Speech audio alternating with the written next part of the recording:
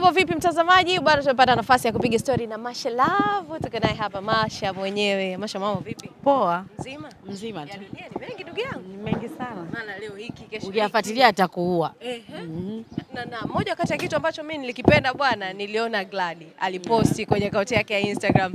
Jamani, tumekaa tunamsubiria msanii yuko busy na issue za familia kabla ya kushuti. Ilikuwaje ile scenario? Tuanzie kwenye mambo mengine. Jamani. Kumbe hiyo video ameposti. Hamna, si unajua kuna muda mwingine familia inachanganya kwaona. Yaani nimebwata sana. Na mimi yani unajua nina temper. Ninawahi kupaniki. Yaani kitu hicho kidogo mtu akinikwaza tu na paniki. Kwa hiyo ni mambo yetu ya familia, siwezi kuongea hapa. Okay. Ni kweli ilikuwa issue ya familia. I thought ilikuwa ni issue tu, kuna mtu kakukwaza ndio maana ukawa unapaniki. Yaani ni mambo yetu ya familia, huwezi amini. Okay. Sawa. Hongera kwanza. Asante sana, asante. Na wewe ni moja kati ya watu ambao wamefanya run up pale. Nimepanda, nimetembea kimisi. Unajua mimi nilishashiriki 2020 2000 na ngapi sijui. Hiyo watanielewa Tanzania, lakini nilishakuaga miss. Ulishashiriki? Masha, hebu subiri kwanza. Jamani, hebu mtazameni Masha kuanzia juu mpaka chini. Alishawahi kushiriki umisi. Masha, kweli Masha. Sasa ulishiriki miss nini wewe? Miss Kokoliko. Wanakuaga wafupi hao. Au ni wafupi? Wewe mimi nikivaa kiatu kirefu mbona naenda hewani? Sasa hivi tu unajua ukinenepa unaweza ukashuka ukawa mfupi kwa sababu ya unene. Ila sasa kama ukiwa mwembamba unaenda hewani. Yaani sasa hivi tu nimenenepa nimejiachia. Lakini mimi ni miss mzuri sana tu. Na mtegemee kuniona kwenye hayo mashindano ya kimisi. Kwa ni moja kati ya kitu ambacho tayari umejipanga kuingia huko. Sasa wewe unaingia kwenye Miss Vibonge. Si wapo? Miss Vibonge ndio pia ipo. Afu pia hii itabidi tuongee na Lamata tukie na Miss Vibonge. Isiwe tu yani itakuwa ni uonevu wa amili ya watu. Wembamba wanene vipi? Yani Lamata atuone itabidi tuweke na wanene. Sawa. Mimi nikutoe huko, nataka tuingie kwenye industry zetu sasa huko, kwenye umbea wa maisha ya watu. Kwanza tuanzie kwako. Kuna kipindi ilivumishwa na watu. Umeachana na Moze, end of the day ukaja ukaposti mtandaoni. Ilikuwaje hii scenario? Kwa nini watu walivumisha? Kwanza kabisa niwaambie kitu kimoja. Mimi nikiposti picha na mwanaume wangu, si posti kwa ajili ya watu. Yaani sisi hatuna huo muda. Huo muda wa kukaa si location tupige tufanye nini? Hapana. Inapotokea inabidi tumeenda kwenye matukio au kuna tukio la muhimu tutapiga picha. Tunakuwa tuko busy, tuna mambo mengi sana. Unajua sisi ni mabalozi wa makampuni mengi sana, tunatangaza. Kwa hiyo sasa hatuwezi kujiingiza kwenye vitu ambavyo vya kupiga picha muda wote, sijui tumetengeneza hiki no. Kwa hiyo ina maana yeye mtu ambaye atavojisikia kukaa kuongea kwamba wao wameachana, ni yeye anakuwa hana kazi ya kufanya. Kwa hiyo tunamwachia. Kwa sababu ulikuwa hujaposti muda mrefu. Hatukuposti muda mrefu. Yaani si kuachana, ni hilo ni alipo. Yaani unfollow pia. Sisi hatujawahi kufoliana. Hamna mtu toka tunaanza mahusiano toka zero.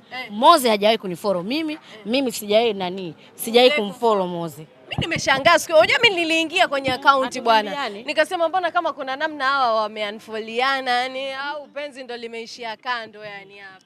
Yaani tunampigia baby. Shemeji la dunia. Baby. Mbona mimi nimeambiwa eti wewe umeniunfollow na mimi nimekuunfollow. Kwa sisi tushakufollowiana jamani.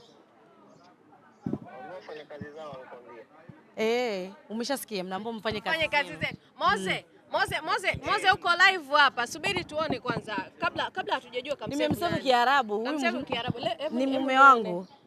Kaandikwa hapana, sio mume wangu Masha. Ni Moze huyu hapa jamani. Mnataka kunisingizia vitu? Umeisave. Sasa ni Kiarabu. Sawa, mimi nimesoma chuo. Tukiachana na hapo. Moze, uko live hapa ndugu yangu. Tunene jambo kidogo tu tuzungumze na wewe. Kuna zile scandal ulizisikiaga zile za kusema wewe na Masha mmeachana? Ulizisikia? Hujawahi? Watu walizungumza mtandaoni huko bwana. Sikuzisikia ndo unaniambia.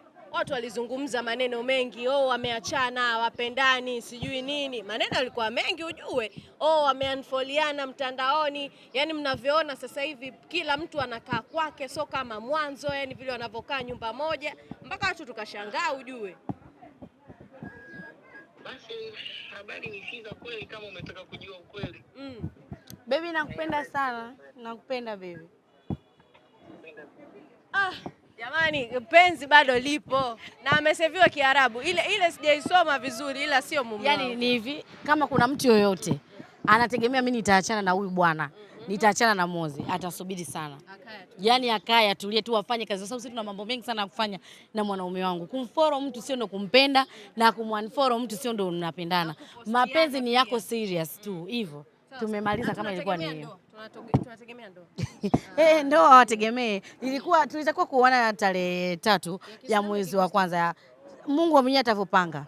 Lakini sasa ikawa kuna mambo mengi ya hivyo yani. Kwa hiyo muda ukifika tutaoana.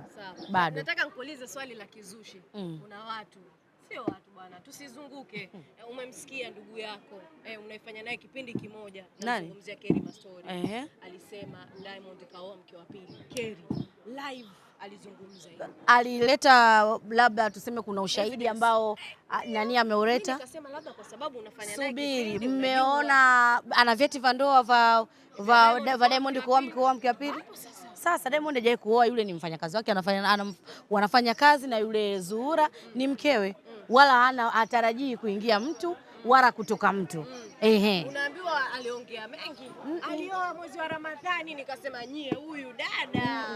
Hapana, yani Kali unajua mumzoee. Kali unajua kama rokore. Anapojisikia kuongea kitu anaongea. Huwezi kumkataza mtu kuongea. Lakini kwamba kuhusu bosi wangu mimi au shemeji yangu Shemchem hajaoa mke wa pili. Na wala hajaongeza, na sisi kawaida yetu wa Zanzibari hatoki mtu haingii mtu. Na Zanzibari hatoki fara. Nadhani mnamsikia Zuhura kila siku anamwambia kama wimbo wa taifa nimechoka kusema.